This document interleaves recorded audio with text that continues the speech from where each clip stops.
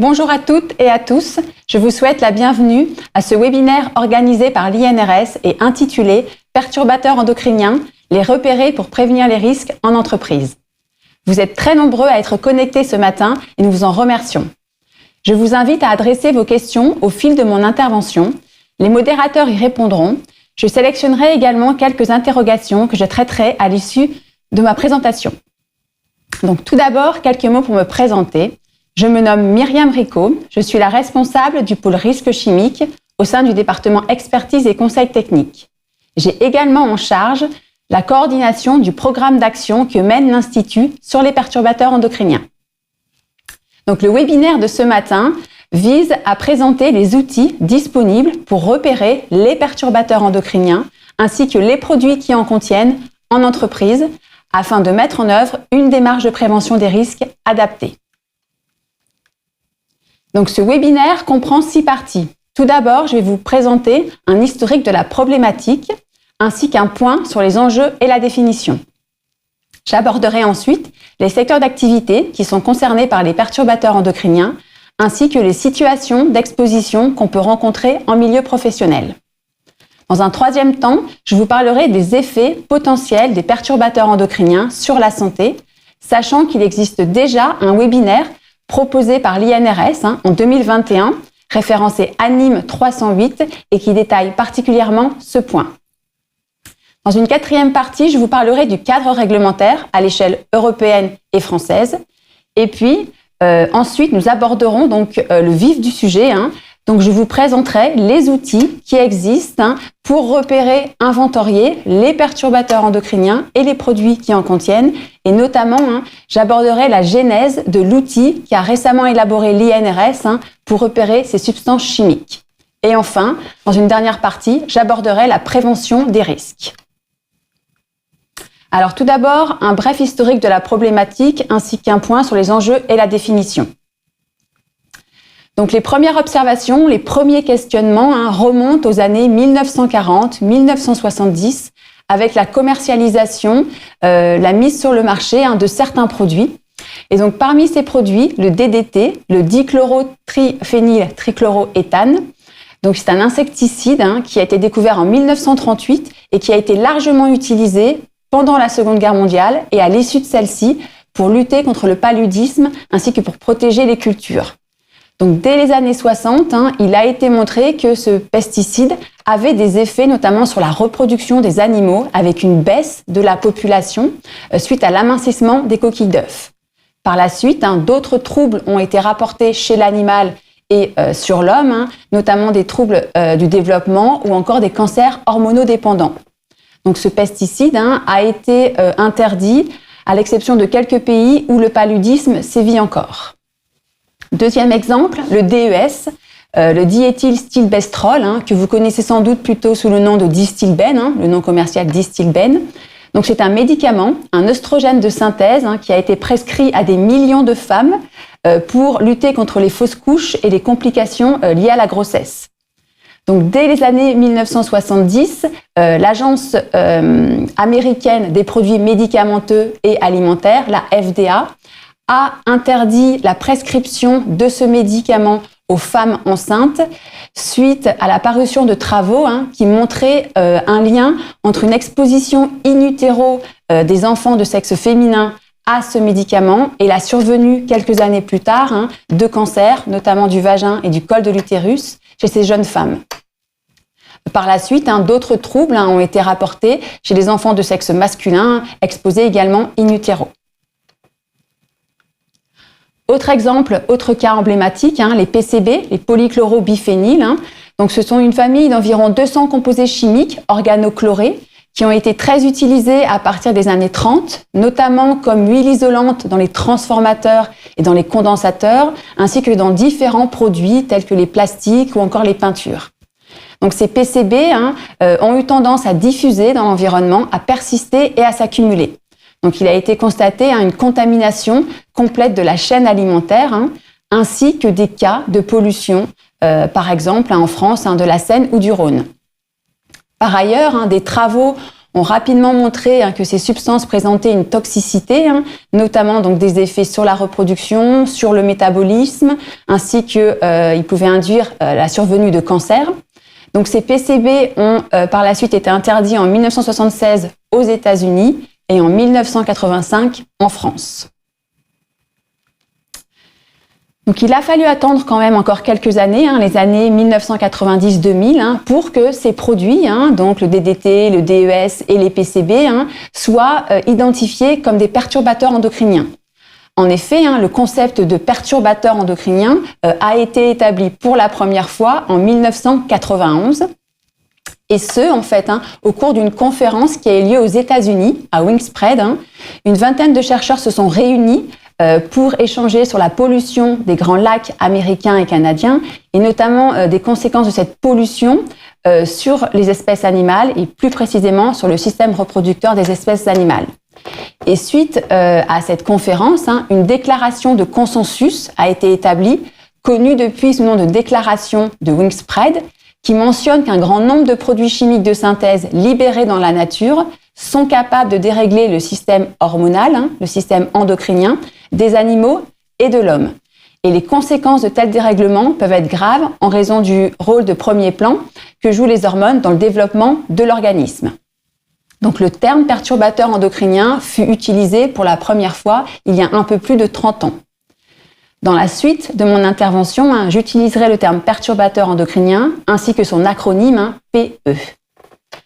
Donc depuis, la question des perturbateurs endocriniens a principalement été associée à des problématiques environnementales, comme on l'a vu précédemment, ainsi qu'à des inquiétudes concernant la santé publique liées à l'utilisation de médicaments, on en a parlé, d'aliments ainsi que de cosmétiques. Donc les enjeux des perturbateurs endocriniens sont multiples, des enjeux sociétaux, des enjeux environnementaux, on vient d'en parler, ainsi que des enjeux sanitaires. Et dans ce cadre-là, il convient de ne pas négliger les enjeux en santé au travail. En effet, en entreprise, la fréquence et le niveau des expositions sont potentiellement plus élevés que dans la population générale. Les scénarios d'exposition divergent entre la population salariée et la population générale. On le verra par la suite, les salariés, les travailleurs sont principalement exposés par inhalation de poussière, de vapeur ou encore par contact cutané. Nous, en tant que consommateurs de produits alimentaires ou de cosmétiques, nous sommes principalement exposés par ingestion ou par contact cutané. Ensuite, en entreprise, les salariés sont potentiellement exposés à de nombreux perturbateurs endocriniens ainsi qu'à d'autres substances chimiques, et les effets sur la santé de ces mélanges pourraient, par exemple, s'additiver. Donc, qu'en est-il de la définition du terme perturbateur endocrinien ? Donc, un perturbateur endocrinien est une substance ou un mélange de substances qui altère les fonctions du système endocrinien et de ce fait induit des effets néfastes dans un organisme intact, chez sa progéniture ou au sein de sous-populations. Donc cette définition a été établie en 2002 par l'Organisation mondiale de la santé, donc on voit quelques années après la conférence de Wingspread, et donc elle a été remise à jour en 2012. Et cette définition, qui fait consensus, a récemment été reprise dans le règlement délégué européen 2003-707, qui a introduit de nouvelles classes de danger pour les perturbateurs endocriniens dans le règlement européen CLP, qui porte sur la classification, l'étiquetage et l'emballage des substances et mélanges mis sur le marché européen. Donc, pour qu'une substance chimique soit considérée comme un perturbateur endocrinien, 3 critères doivent être réunis. Tout d'abord, la substance doit posséder une activité endocrinienne. Ensuite, la substance produit un effet néfaste sur la santé. Et il doit exister un lien biologique plausible entre l'activité endocrinienne et l'effet néfaste sur la santé. Donc, il existe un certain nombre de perturbateurs endocriniens qu'on peut regrouper par famille. Je vous propose ici quelques familles de perturbateurs endocriniens. La liste est bien entendu non exhaustive. Donc, tout à l'heure, nous avons parlé des PCB. Vous devez sans doute également connaître les bisphénols, les phtalates, les dioxines, les parabènes. Également peut-être les composés polybromés organophosphorés, qu'on appelle également retardateurs de flamme. Et puis enfin, on peut citer les substances per- et polyfluoroalkylées, dont l'acronyme est PFAS. Donc où trouve-t-on ces grandes familles de perturbateurs endocriniens et quelles sont les situations qu'on peut rencontrer en milieu professionnel? Alors, comme vous pouvez le constater sur cette diapositive, de très nombreux secteurs d'activité sont concernés par les perturbateurs endocriniens.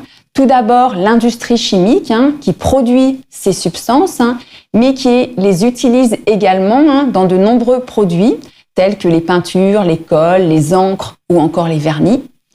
Et puis ensuite, vous avez une myriade d'autres secteurs d'activité qui utilisent des perturbateurs endocriniens ou des produits qui en contiennent. C'est par exemple le cas de l'agroalimentaire, de la cosmétique, du textile et de l'ameublement ou encore de la pharmacie. Donc si on prend un exemple, prenons celui de la cosmétique, donc des perturbateurs endocriniens peuvent être introduits dans les formulations de produits cosmétiques, par exemple comme agents anti-ultraviolets ou encore comme parfums. Dans le secteur de l'agroalimentaire, des perturbateurs endocriniens peuvent être utilisés comme agents conservateurs ou antioxydants. Et puis, en bout de chaîne, vous avez également un certain nombre de secteurs qui sont concernés, notamment ceux qui sont en charge du traitement des déchets et des eaux usées, ainsi que les entreprises qui sont amenées à faire de la dépollution des sites et des sols. Alors concrètement, en entreprise, quelles sont les situations d'exposition professionnelle qu'on peut rencontrer? Donc tout d'abord, les travailleurs peuvent être exposés lors de la fabrication, de l'utilisation et du stockage de matières premières, par exemple des plastifiants ou des monomères. Les salariés peuvent être exposés lors de la production, de la mise en œuvre et du stockage de produits qui contiennent des perturbateurs endocriniens. Donc tout à l'heure, on a parlé des peintures, des colles, mais il y a également des détergents qui peuvent contenir des perturbateurs endocriniens, des emballages. Et puis, en fin de cycle, vous avez les industries, les secteurs qui sont amenés à traiter les déchets, les eaux usées, et puis ceux qui sont amenés à gérer les sites et sols pollués. Donc les salariés en entreprise sont principalement exposés, comme je l'ai dit tout à l'heure lorsqu'on a abordé les enjeux des perturbateurs endocriniens. Donc les salariés sont principalement exposés par inhalation de poussière ou de vapeur. Ils peuvent également être exposés par contact cutané. Et puis également, les travailleurs peuvent être exposés par ingestion en portant les mains ou des objets souillés à la bouche. Alors, qu'en est-il maintenant des effets potentiels sur la santé donc, des perturbateurs endocriniens? Et donc, sur cette diapositive, tout d'abord, je vous propose une illustration qui montre que le corps humain, l'organisme, est constitué de glandes telles que les ovaires, l'hypothalamus, l'hypophyse. Et ces glandes libèrent des hormones dans l'organisme, comme l'ocytocine ou les œstrogènes. Et ces hormones se diffusent dans la circulation sanguine et on sait qu'elles jouent des rôles clés dans des fonctions essentielles de l'organisme, comme par exemple le développement du fœtus et de l'enfant, la reproduction ou encore le métabolisme. Donc, les perturbateurs endocriniens peuvent agir selon 3 principaux mécanismes d'action. Tout d'abord, donc, les perturbateurs endocriniens peuvent imiter l'action d'une hormone et provoquer des réactions inopportunes de l'organisme. Les perturbateurs endocriniens peuvent bloquer l'action d'une hormone en l'empêchant d'agir sur ces cellules cibles. Et enfin, ces substances chimiques peuvent également perturber la production, le transport, l'élimination ou la régulation d'une hormone ou de son récepteur. Par ailleurs, les perturbateurs endocriniens présentent des particularités toxicologiques, dont je vais vous parler maintenant. Bien entendu, tous les perturbateurs endocriniens ne présentent pas l'ensemble de ces particularités toxicologiques, ça va dépendre de la substance. Donc tout d'abord, à la différence des substances chimiques entre guillemets classiques, les effets sur la santé des perturbateurs endocriniens ne sont pas systématiquement corrélés à la dose reçue par un individu. Donc en effet, des effets peuvent apparaître à de faibles doses, augmenter lorsque la dose est accrue, et puis diminuer lorsque la dose est accrue, et puis de nouveau augmenter lorsqu'on augmente la dose. Donc, c'est ce qu'on appelle des relations effet dose non monotones, et c'est la courbe violette que vous avez sur le graphique en haut à droite. Par ailleurs, les effets sur la santé des mélanges de perturbateurs endocriniens s'avèrent complexes à évaluer. En effet, les effets sur la santé suite à une exposition à un mélange de perturbateurs endocriniens pourraient être différents des effets sur la santé suite à une exposition à ces mêmes perturbateurs endocriniens, mais pris séparément. On parle alors d'effet cocktail. Et donc, ces effets pourraient s'additiver, s'accentuer, voire s'inhiber.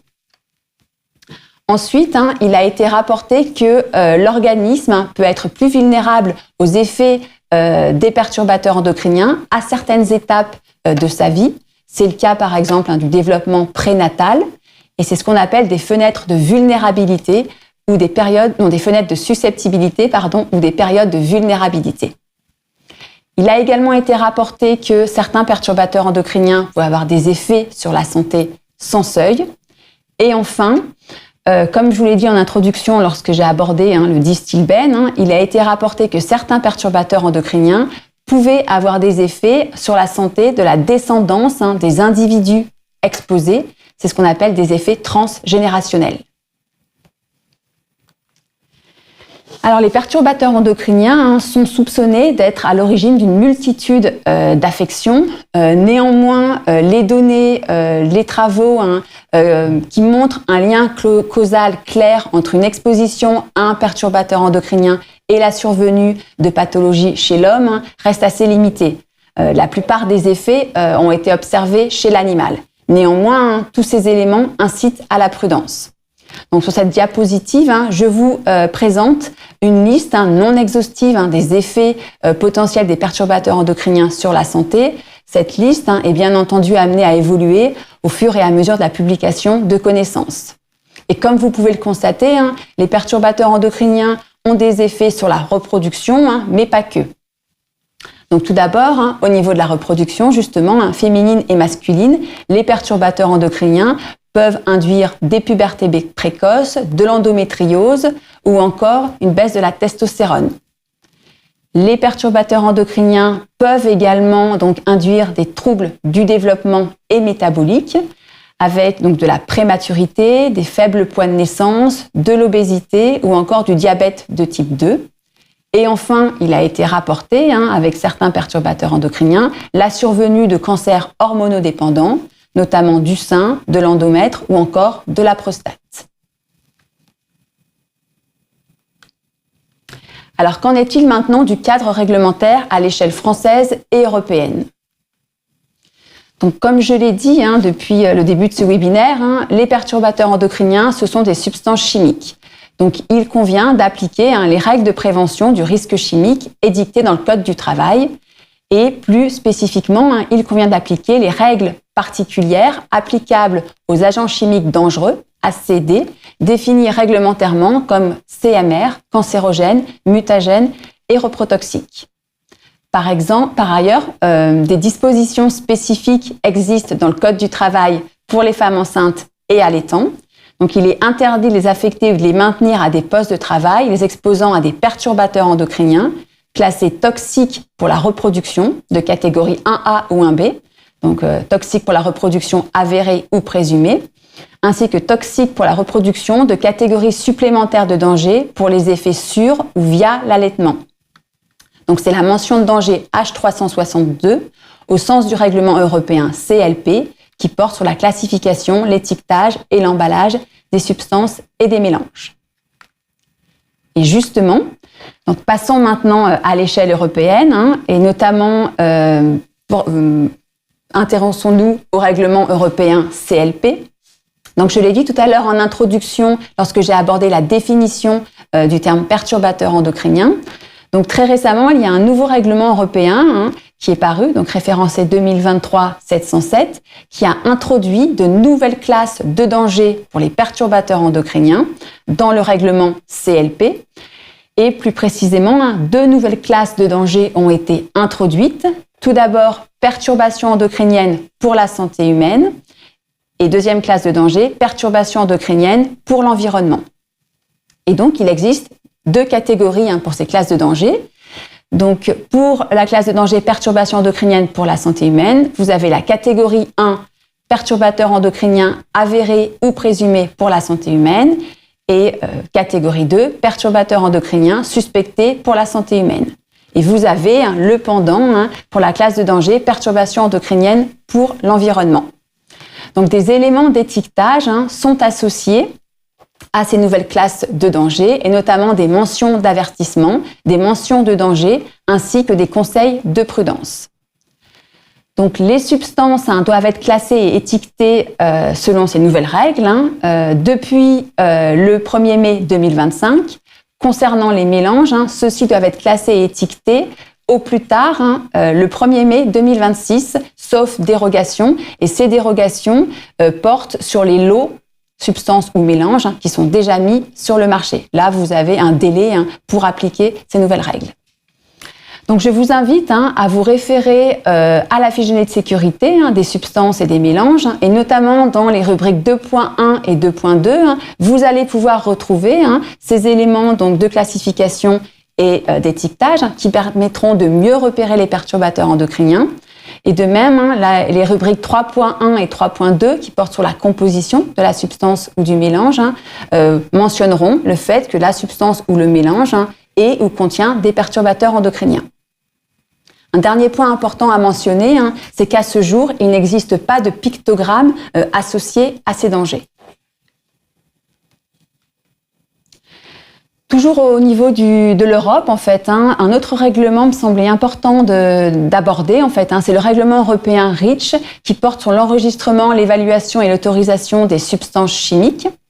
Donc, ce règlement européen REACH prévoit que les substances qui présentent un niveau de préoccupation équivalent aux substances cancérogènes, mutagènes et reprotoxiques, et c'est le cas des substances qui possèdent des propriétés de perturbation endocrinienne, et donc elles puissent être identifiées comme des substances extrêmement préoccupantes. C'est ce qu'on appelle des substances SVHC. Et le fait qu'une substance soit identifiée comme SVHC dans le cadre du règlement européen REACH implique des obligations pour le fournisseur de ces substances ainsi que pour l'utilisateur. Donc notamment, l'utilisateur doit mettre en œuvre une démarche de substitution. Concernant maintenant les fournisseurs, ceux-ci doivent transmettre une fiche de données de sécurité aux clients pour les substances et les mélanges. Et un point important, c'est avant même la modification du règlement européen CLP, qui a introduit de nouvelles classes de danger pour les perturbateurs endocriniens, le règlement européen REACH prévoyait que dans la rubrique 2.3 de la FDS, il devait être mentionné si la substance présentait des propriétés de perturbation endocrinienne. Donc, je vous invite également à vous référer à cette rubrique 2.3 qui s'avère encore très instructive et très informative, notamment pour les mélanges qui, comme on l'a vu précédemment, seront classés au plus tard, classés et étiquetés au plus tard selon les nouvelles règles qui ont été introduites le 1er mai 2026. Enfin, le fait qu'une substance soit identifiée comme SVHC impose aux fournisseurs d'informer les utilisateurs d'articles en contenant et impose également aux fournisseurs de notifier la présence de ces substances dans les articles à l'ECHA, qui est l'Agence européenne des produits chimiques. Et tout ceci, bien entendu, sous certaines conditions. Alors, je vous propose maintenant d'entrer dans le vif du sujet et notamment, je vais vous présenter les outils qui existent pour repérer et inventorier les perturbateurs endocriniens et les produits qui en contiennent en milieu professionnel. Alors, le repérage des perturbateurs endocriniens en entreprise est la première étape à mettre en œuvre pour évaluer les risques. Donc, c'est une étape qui est cruciale, mais qui s'avère compliquée à mener. Donc, il importe tout d'abord de procéder à un repérage exhaustif et pour cela, il convient de se référer aux matières premières et aux produits finis qui sont fabriqués, utilisés, stockés ou en voie d'élimination au sein de l'entreprise. Il convient également de s'intéresser aux sous-produits, aux produits qui peuvent être émis et qui peuvent être des perturbateurs endocriniens. Il convient également de s'intéresser aux produits de nettoyage et d'entretien ainsi qu'aux déchets. Donc, comme je l'ai dit précédemment, l'AFDS s'avère être un outil d'information primordial pour repérer les dangers d'une substance ou d'un mélange. Et sur cette diapositive, je vous ai mis deux exemples de FDS, notamment donc une FDS qui porte sur une substance avec la rubrique 2 et 3, et puis une autre FDS qui porte sur un mélange avec la rubrique 2.3. Et comme vous pouvez le constater, dans la rubrique 2.1 de cette FDS, il est mentionné que la substance donc, en question est classée EDHH1. Ça veut dire qu'elle est classée perturbateur endocrinien de catégorie 1 pour la santé humaine, avec la mention de danger EUH 380. De même, vous pouvez retrouver donc, ces éléments dans la rubrique 2.2, notamment avec la mention de danger EUH 380. Ainsi que dans la rubrique 3. Et puis, donc, l'autre FDS qui porte sur un mélange, vous pouvez retrouver donc, dans la rubrique 2.3, autre danger, le fait que ce produit, ce mélange, est constitué d'une ou plusieurs substances qui présentent des propriétés de perturbation endocrinienne. Donc, en attendant la mise en place de ces nouvelles règles de classification et d'étiquetage, qui vont nous permettre de mieux repérer les perturbateurs endocriniens en entreprise, l'INRS a souhaité développer un outil d'aide au repérage pour les préventeurs.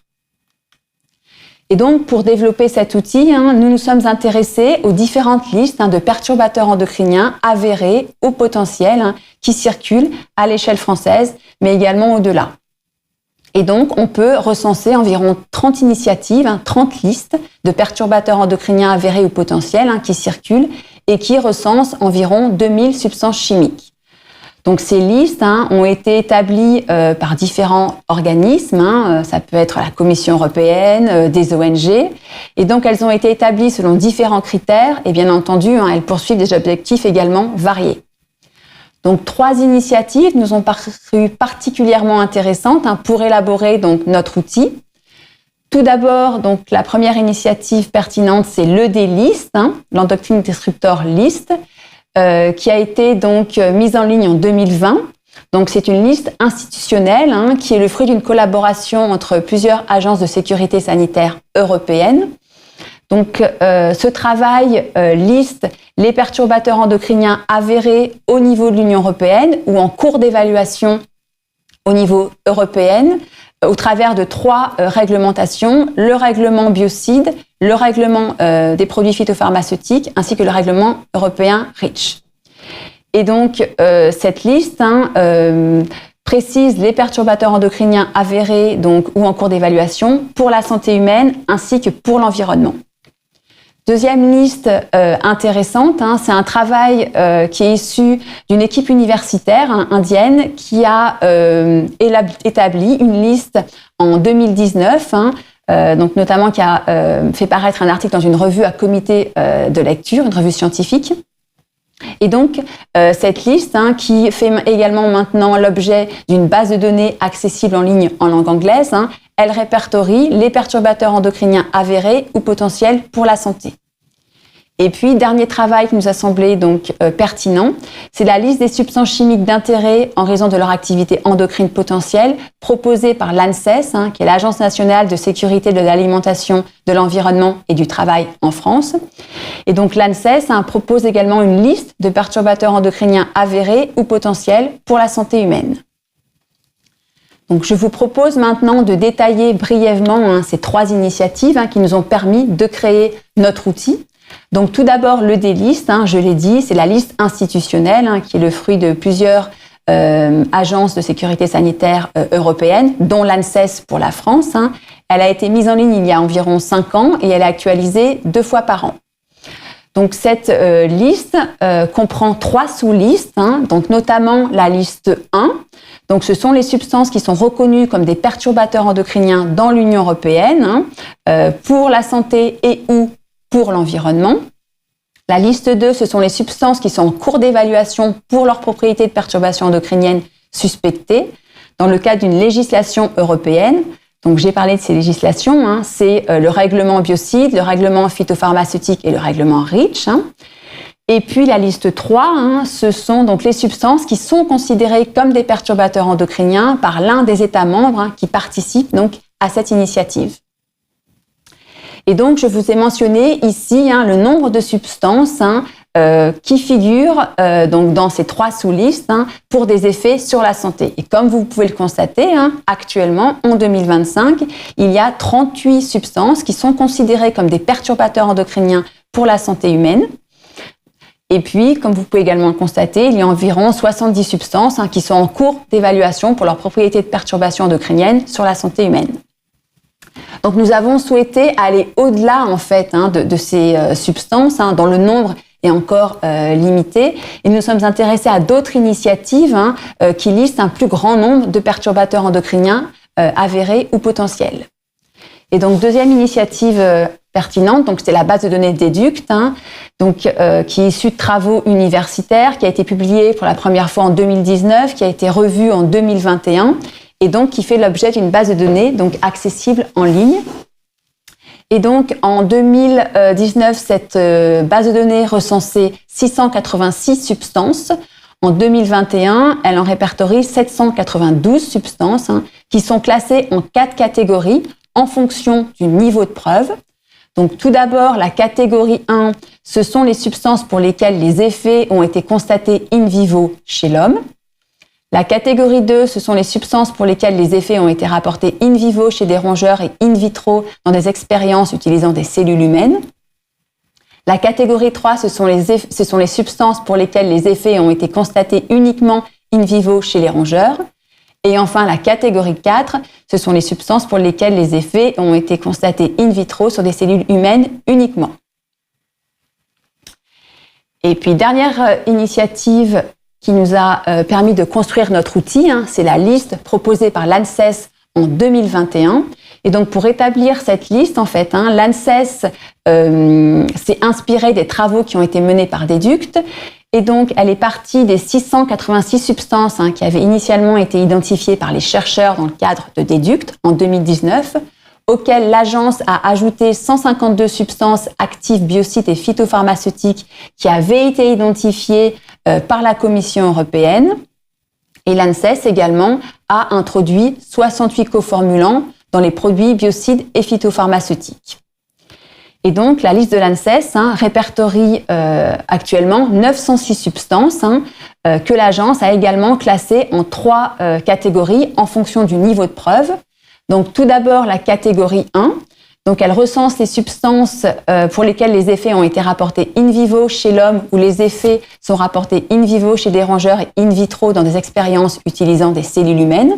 Donc, cette catégorie-là de l'ANSES équivaut à la catégorie 1 et 2 de DEDUCT, ainsi qu'à la catégorie 1 des substances actives biocides et phytopharmaceutiques donc proposées par la Commission européenne, parce que la Commission européenne avait également catégorisé ces 152 substances au regard de leurs effets de perturbation endocrinienne.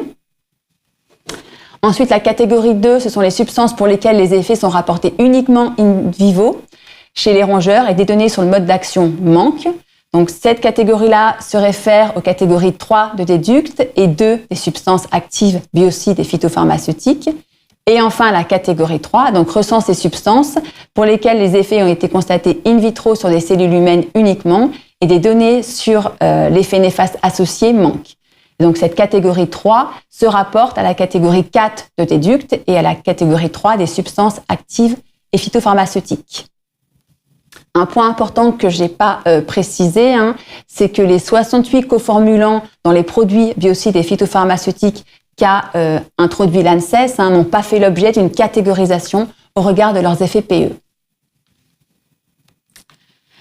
Donc, pour élaborer notre outil à l'INRS, nous nous sommes inspirés donc de la liste de l'ANSES. Nous nous sommes emparés de la liste qu'a proposée l'ANSES en 2021.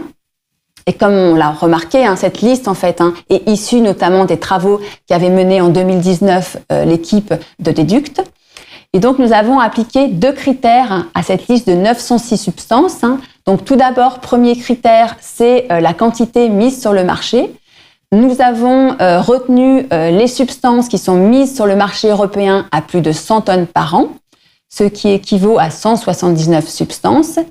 Et puis, à cette liste de 906 substances proposées par l'ANSES, nous avons appliqué un autre critère, c'est la catégorisation établie au regard des effets PE. Et donc, nous avons retenu les substances qui étaient de catégorie 1, ce qui équivaut plutôt à 164 substances. Et comme vous pouvez le constater, 23 substances sont de catégorie 1 et sont mises sur le marché à plus de 100 tonnes par an.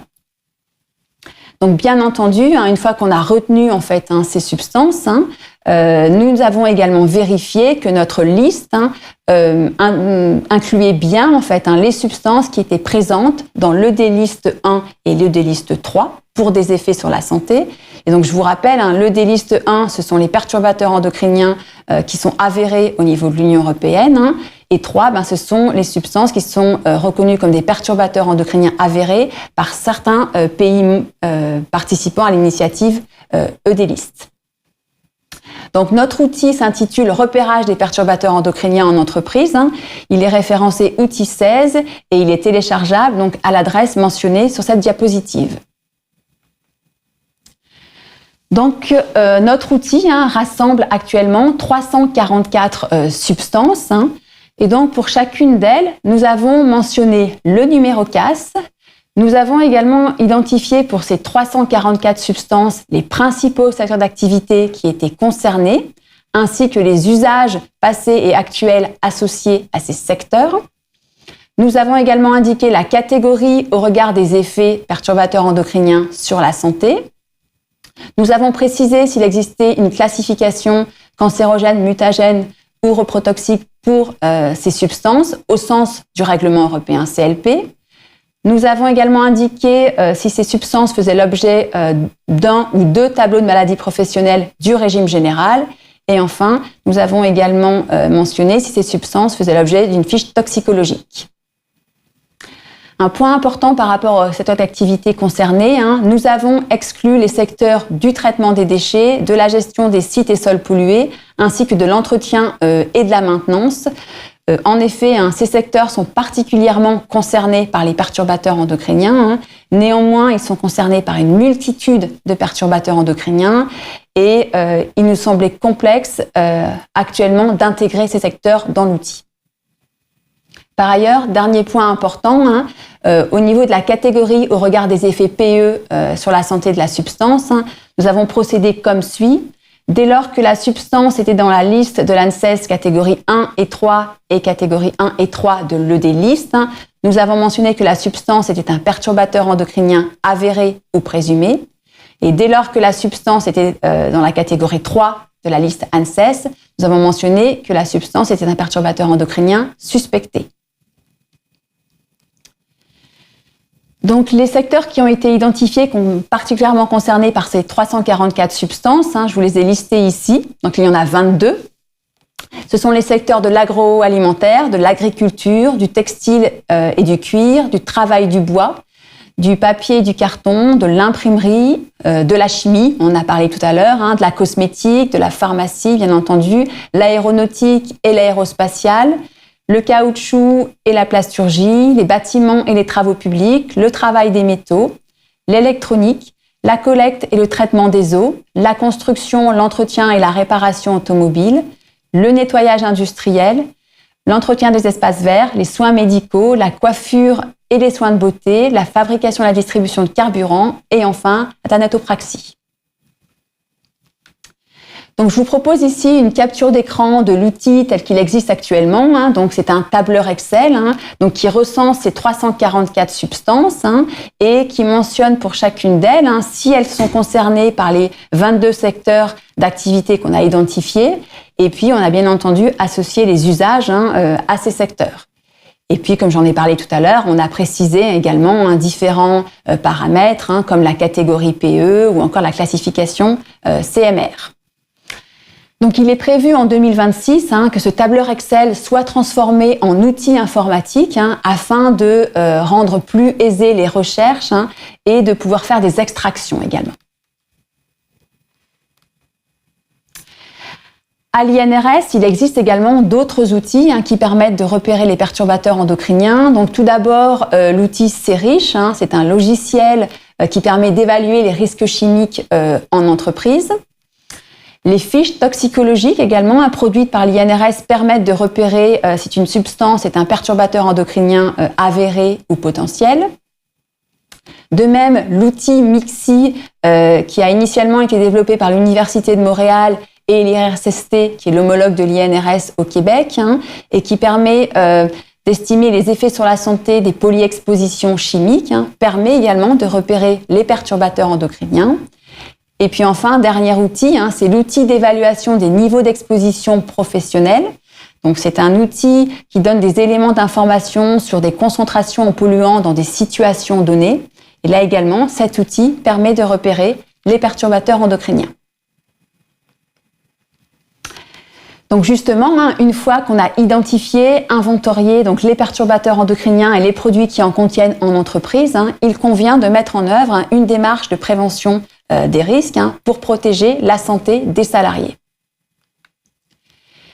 Et donc, il importe d'intégrer les perturbateurs endocriniens dans une approche globale d'évaluation et de prévention des risques chimiques en entreprise. Et les résultats de cette approche devront bien entendu figurer dans le document unique d'évaluation des risques professionnels, le DUERP. Donc la démarche qui est recommandée de mettre en œuvre pour les perturbateurs endocriniens en entreprise est analogue à celle qui est déployée pour les agents chimiques cancérogènes, mutagènes et toxiques pour la reproduction. Donc dans un premier temps, il convient de supprimer les risques.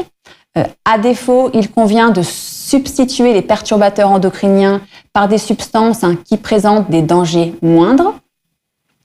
Si cette étape n'est pas envisageable, il convient de mettre en œuvre des mesures de protection collective, qu'elles soient techniques et organisationnelles, notamment pour éviter ou en tout cas limiter l'exposition des opérateurs au niveau le plus bas techniquement possible. Et si ces mesures de protection collective s'avèrent insuffisantes, les opérateurs doivent porter des équipements de protection individuels. Et puis, enfin, bien entendu, les travailleurs doivent être informés et formés. Donc, la première étape de la démarche de prévention, c'est la substitution. Donc, il convient de substituer donc, les perturbateurs endocriniens par des substances qui présentent des dangers moindres.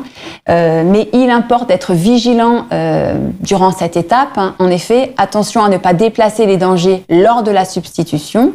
Donc, en effet, on a quelques exemples en tête, notamment la substitution du bisphénol A qui était utilisé dans les tickets de caisse, dans les papiers thermiques. Et donc, ce bisphénol A a été substitué par le bisphénol S. Or, il a été montré que la toxicité du bisphénol S était assez similaire à celle du bisphénol A. Donc, il faut vraiment demeurer vigilant lors de cette étape de substitution. Donc, l'INRS met à disposition des fiches d'aide à la substitution pour certains perturbateurs endocriniens qui sont par ailleurs des agents cancérogènes. Donc, je vous ai mis ici une liste non exhaustive de ces fiches d'aide à la substitution. Donc, je vous invite à vous y référer. Et puis, l'INERIS également propose en fait des éléments pour substituer certains perturbateurs endocriniens qui font partie donc de la famille des phtalates, des bisphénols ou encore des substances per- et polyfluoroalkylées. Donc, si la substitution s'avère impossible donc à mettre en œuvre, donc il convient d'instaurer des mesures de protection collective. Tout d'abord, donc le travail en vase clos afin d'éviter l'exposition des opérateurs. Si le travail en vase clos n'est pas envisageable, donc il convient d'encoffrer, d'automatiser et de mécaniser les procédés de travail. En complément, un captage des perturbateurs endocriniens donc générés doit être mis en œuvre à la source. Et donc, l'air qui est capté doit être extrait du local de travail et rejeté à l'extérieur après filtration. Le recyclage de l'air dans le local de travail doit être proscrit, même après filtration. Et enfin, en complément de la ventilation locale, il convient de mettre en place une ventilation générale. Donc, des mesures organisationnelles doivent également être instaurées. Donc, tout d'abord, des procédures de travail, notamment des notices de poste, doivent être établies et diffusées. Les installations, les locaux doivent être régulièrement nettoyés et entretenus. Les flux doivent être organisés, tout comme le stockage des produits ou encore le traitement des déchets. Certaines zones de travail doivent être interdites à des personnes qui sont non habilitées. Et enfin, des procédures de gestion des incidents et des accidents doivent être également rédigées. Donc en complément, bien entendu, des mesures d'hygiène doivent être instaurées. Si les mesures de protection s'avèrent insuffisantes, les opérateurs doivent porter des équipements de protection individuelle, notamment un appareil de protection respiratoire filtrant ou isolant selon la nature des perturbateurs endocriniens et la durée et le type des travaux effectués. Et ils doivent également porter un vêtement de protection contre le risque chimique, des gants étanches, voire des lunettes de sécurité.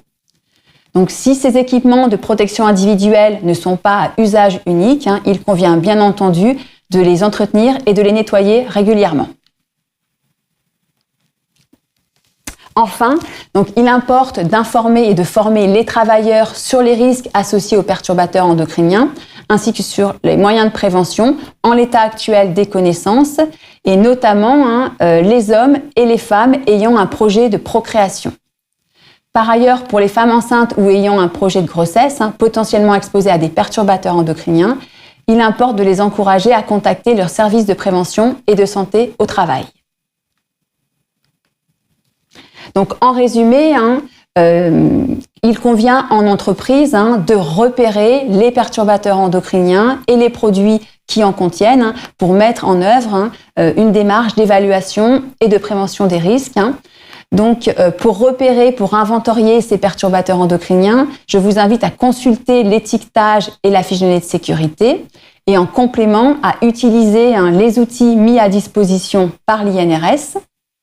Dès lors que des perturbateurs endocriniens ont été identifiés, il convient de les traiter comme des agents chimiques cancérogènes, mutagènes et reprotoxiques. Et donc, il importe de privilégier la substitution, mais de demeurer vigilant quant au choix de l'alternative. En effet, il convient de ne pas substituer les perturbateurs endocriniens par des substances pour lesquelles les données toxicologiques sont fragmentaires. Et si la substitution n'est pas envisageable, il convient de limiter les expositions des opérateurs à un niveau aussi bas que techniquement possible. Pour en savoir plus, je vous invite à vous référer notamment au dossier internet INRS intitulé « Les perturbateurs endocriniens ».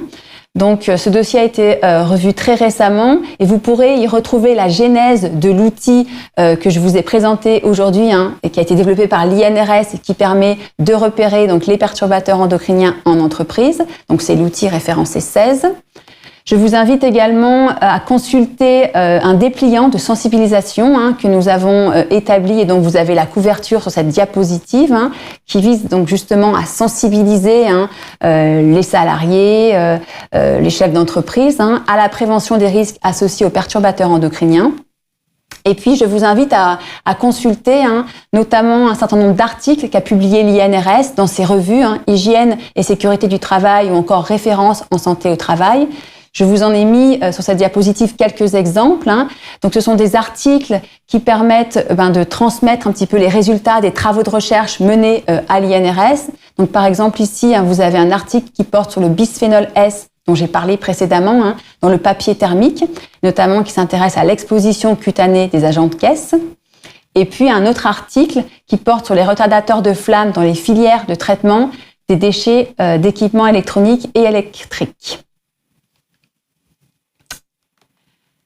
Donc, je vous propose maintenant de passer aux questions que vous avez adressées par le chat. Donc, tout d'abord, quelles sont les modalités de suivi des salariés exposés aux perturbateurs endocriniens ? Donc, en effet, j'ai pas abordé ce point lors de mon intervention. Comme je l'ai dit en introduction, il y a un webinaire que l'INRS a proposé en 2021 qui est référencé ANIM 308, qui détaille particulièrement les effets potentiels des perturbateurs endocriniens sur la santé et qui détaille également les modalités de suivi des salariés potentiellement exposés aux perturbateurs endocriniens. Par ailleurs, à l'instant, j'ai parlé du dossier web INRS intitulé « Les perturbateurs endocriniens ».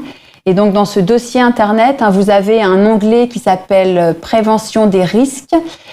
et dans lequel vous trouverez un paragraphe qui porte sur le rôle des services de prévention et de santé au travail.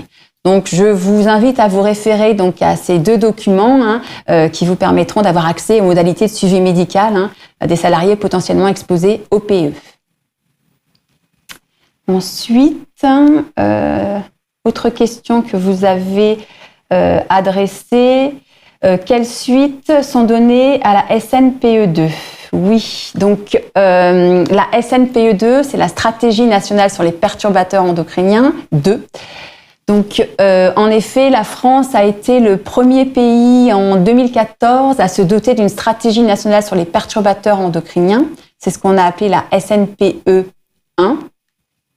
Donc, cette SNPE, en fait, c'est une feuille de route qui permet d'initier et de coordonner des actions qui visent à limiter l'exposition des populations et de l'environnement aux perturbateurs endocriniens.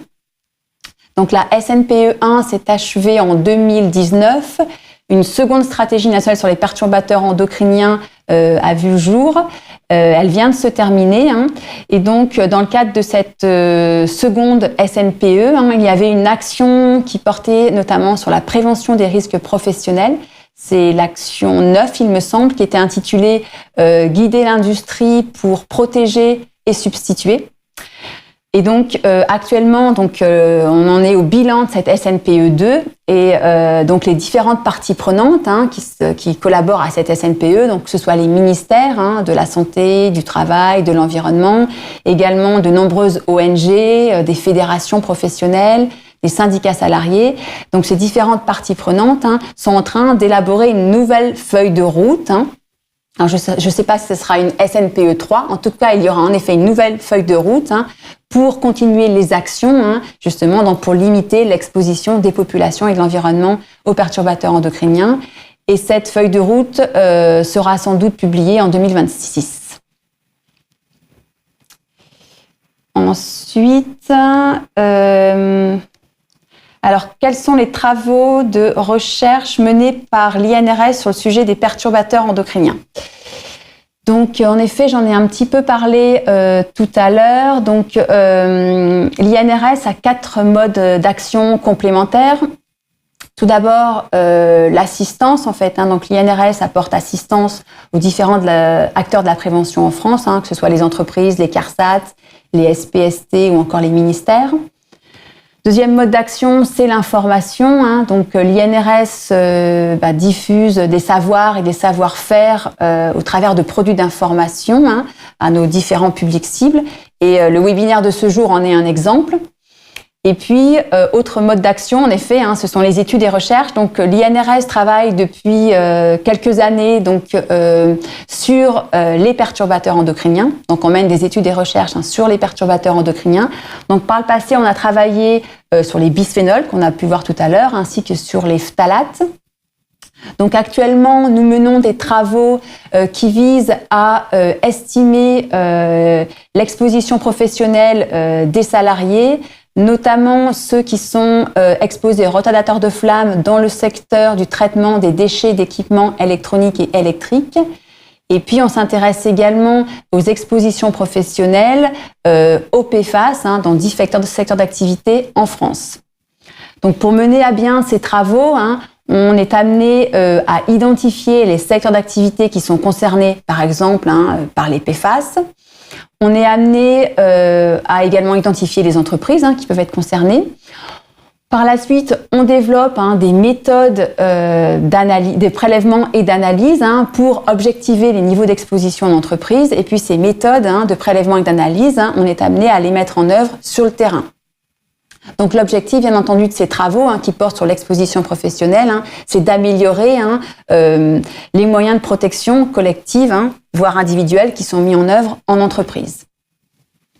À l'INRS, on mène également des travaux sur les dangers des perturbateurs endocriniens.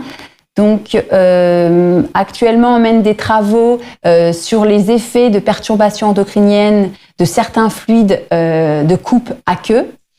On s'intéresse également actuellement aux effets sur la santé des micro et nanoplastiques qui peuvent relarguer des perturbateurs endocriniens. Et puis, on a également des travaux qui visent à développer des méthodes biométrologiques, biométrologiques au PFAS pour estimer l'exposition des opérateurs. Et puis un dernier point important, une dernière étude importante, c'est on a des travaux aussi épidémiologiques. Donc on mène une étude épidémiologique actuellement qui vise à analyser la relation entre l'exposition professionnelle des coiffeuses au résorcinol, qui est un perturbateur endocrinien, et la survenue de troubles de la fonction thyroïdienne. Et donc, pour cela, on s'appuie sur des mesures biologiques et puis on s'intéresse également à d'autres perturbateurs endocriniens de la fonction thyroïdienne qui sont présents dans les produits capillaires. Donc, ces travaux de recherche, j'en ai listé quelques-uns là, je ne suis pas exhaustive, sont menés en collaboration avec des SPST, c'est le cas de l'étude épidémiologique, mais également en collaboration avec des CARSAT, ainsi que dans le cadre, par exemple, de projets européens. Et puis, dernier volet, dernier mode d'action de l'INRS, c'est la formation. Et c'est un point qui me semble également important. Donc, depuis quelques années, l'INRS introduit dans ses stages, notamment sur les risques chimiques, des éléments associés à la prévention des risques liés aux perturbateurs endocriniens. Donc voilà, donc ce webinaire touche à sa fin. Je vous remercie d'avoir été très nombreux à le suivre.